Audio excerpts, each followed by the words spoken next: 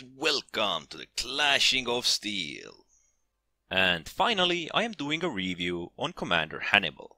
He is Infantry or Elephants commander. And lately, he's been referred to as one of the best commanders in the game. So I'm gonna start with Hannibal's commander skills.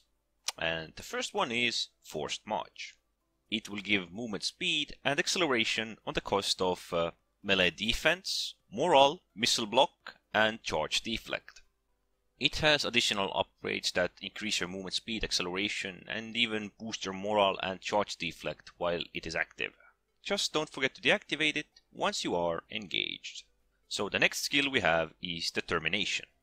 It lasts around 15 to 30 seconds and has 1 minute to 50 seconds cooldown, depending all on your upgrades.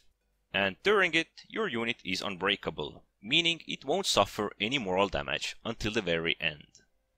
It also gives ground effect modifier, melee attack, and melee defense. Most upgrades are for duration and cooldown, while also melee attack and melee defense, and few special ones like ground effect modifier and missile block. An excellent skill to use with tier 5 at Portas, which is the next commander skill. It lasts 60 seconds, can be deactivated once you are 15 seconds out of combat, and it will give you melee attack, melee defense, melee weapon damage, and reduce your movement speed. It can be upgraded to have a shorter cooldown. Original 140 seconds can be reduced to 100. It also has upgrades towards melee weapon damage and melee defense, while also a little missile block and movement speed. Okay, let's head over to the gameplay. So as usual, I fight for the victory, and so I'm left to defend the ranged units. And it does not comfort me that we have 2 DC'd players. The very first thing you gotta do with Hannibal is activate the Forced March. It is usually best to keep it active as long as you are moving. If you're getting close to opponents, it is better to deactivate it before you get charged. Or you can just activate the shield screen, which will turn off the Forced March, and you get missile block with the increased charge deflect. Why do the dumbest of players always control the cavalry? Or any DC'd units for that matter. Well, back to Hannibal. Hannibal can be used similar to Germanicus. You can send him head on into battles. He has great chances.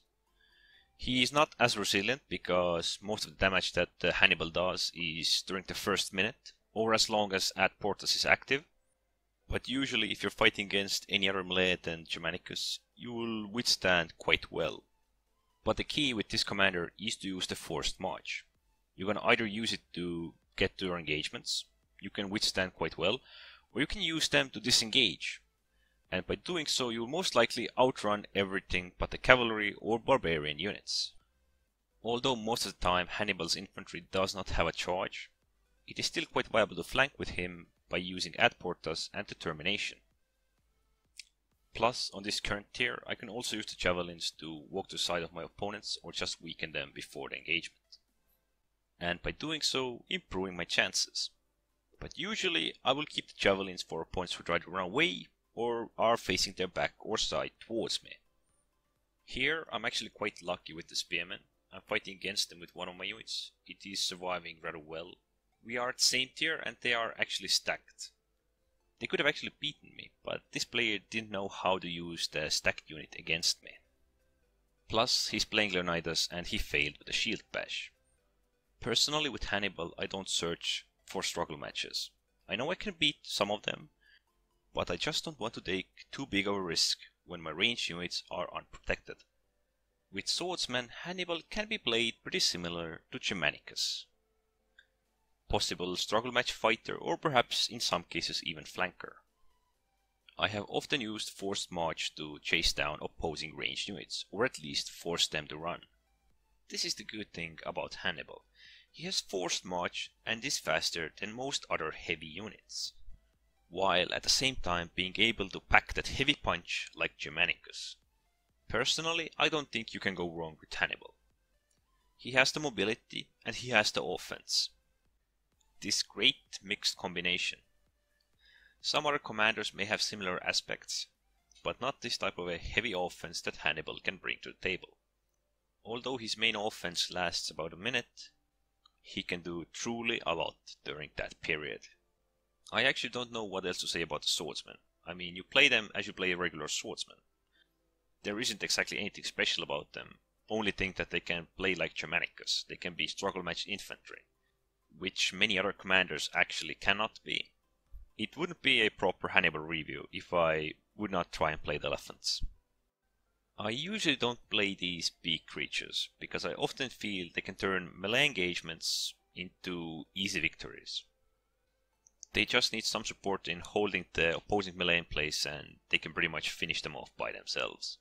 But as usual, the tactics with elephants are a bit different. A lot of players prefer to, well, move all three elephants close by. Pretty much equal to stacked units. Yes, that is one possibility. I usually don't do it. Simply because catapults will most likely hit all three elephants that are nearby. And as usual with Hannibal, I am using the forced march. I am using one of my elephants to scout and hopefully throw out something that I don't like, so I'll see if I have to turn around. But until now it's been rather quiet, no light artillery, no catapults. But I am not the only elephant player in these matches. Here are some as well. And that formation I am actually afraid of. If catapults should hit there, into one of those three elephants, probably all of them will take damage. What I actually consider a bad move is that all of these friendly melee players here in the middle want to go offensive, but seem to be afraid of doing so. I could support them and help them finish off all of the infantry units, but I also know that I have to be very careful when I'm fighting against Germanicus. Elephants can be ridiculously strong against the lower tier opponents. You can see it here. It just smashes everyone around, while taking very little damage. The key focus of elephants is to support melee infantry fights. Of course there are fights they can withstand, but it is probably best if you would keep the friendly infantry alive. So the fight is pretty much starting and the spearmen aren't, well, they aren't in phalanx. They're using fight in the shades. And that is a waste of a whole lot of units. But my focus is still the same. I'm trying to deal with the swordsmen that are trying to engage them. But my biggest fear is that Germanicus is hitting me pretty much in the back. So to make it more viable for my elephants, I'm moving deeper into the infantry. They can't all focus me, because if they do focus me, the spearmen are gonna do some heavy damage. Well, probably not if they're fighting the shades, but they should do some heavy damage. So if I'm pushing deeper into opposing units that aren't focusing me, I can actually do some heavy damage. And actually at the same time would be able to support my friendly spears. But the spearmen just don't seem to understand the tactical value of phalanx. As long as they're trying to deal with the spears, I do have my chances of dealing significant damage. But at the same time, the spearmen are dying. What I actually don't want to do is push all of my elephants nearby and together. It's not all because of the range units that can do heavy damage upon me. It's also because I want my units to be able to do significant damage. Using all three elephants to stomp at the same time at the same location might be somewhat of a waste. If I spread them a bit more out, the elephants will throw around a lot more different soldiers. If I put them all in a single location, it will only affect the soldiers around the elephants, but if I put elephants at the different ends of this unit, for example, it will affect the unit from several sides, or this blob of units here from several sides. But why I'm actually disengaging is because I don't want to fight against Vengeance. When it deactivates, I might be able to engage once again. The idea of elephants isn't often just to fight alone against overwhelming odds. It is to support your infantry. Opposing melee units are more likely to fight you if you are alone. They will fear you more if there are any infantry units rushing to your aid or near you. With elephants, activating Ad Portas and Determination doesn't much matter, because if you're gonna be in the middle of it, you might as well activate it. But if you are fighting against Germanicus and he has Vengeance active, you might want to disengage the moment your Ad Portas ends. That also depends on the engagement, if there are any friendlies nearby, if Germanicus has a lot of troops left, or if he has remnants. As elephants, it probably isn't the wisest of moves to deal with the remnants, because it's gonna take a while. Elephant deals very specific damage at very specific direction, and the remnants will probably surround you. and you will keep fighting them for a long period of time that is pretty much unnecessary. As you see it here. They have just remnants alive. I know it's gonna take me a while to deal with them, so I'm rather disengaging and letting some other units or unit types to deal with them. So after playing with these spearmen here, I have taken some damage, but I'm still quite capable against them. Spearmen aren't as significant against me as Germanicus. That is one of the biggest melee counters. The fear at this point are the opposing elephants. Just because elephants can counter elephants really well. Probably the biggest mistake this opposing elephant player does is keeping his elephants close together. Unfortunately, my elephants aren't at full health and they all aren't nearby. But if someone could bait out their stomp, I would actually have a great chance against them. But they seem to be keeping stomp specially for me.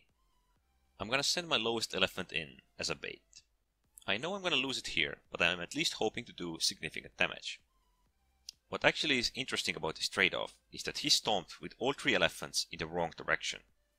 And, well, I didn't exactly stomp in the right direction, but since elephant attack is practically an AoE, I will hit all the elephants in front of me, while all of his elephants will just hit my elephant. So the damage trade-off actually wasn't that bad. If I would have had my last elephant here, or if we would have had some light artillery or anything like that, we would have beaten them easily. Elephants are ridiculous beasts that I hate, but I can understand their tactical value. They do end up getting weaker on the higher tiers, or more balanced so to say, but in the low tier matches they often end up having the advantage. With Hannibal, just try to use the forced march for your best advantage, because that actually seems to be one of the main things that makes it work so well with all the offense. As elephants, there are practically 4 things one must keep an eye on. First is the catapult, second is the light artillery, third the javelins, and fourth the pikemen. These are the biggest counters. Also Germanicus with vengeance, but you can outrun him. The elephants indeed are an interesting addition to this game, but what I probably hate most about them is that matchmaking with them or against them can often be so unfair. They do have their tactical role to play, there is no doubt about that. Many players don't actually seem to understand the tactical value of spreading your elephants. They don't even have to spread so much as I did, just a little bit more, so that they aren't nearby each other. I'm sure there are some tactical tweaks that dedicated elephant players can give many new players, but this is just the basics. Anyways, don't forget to subscribe, and thanks for watching.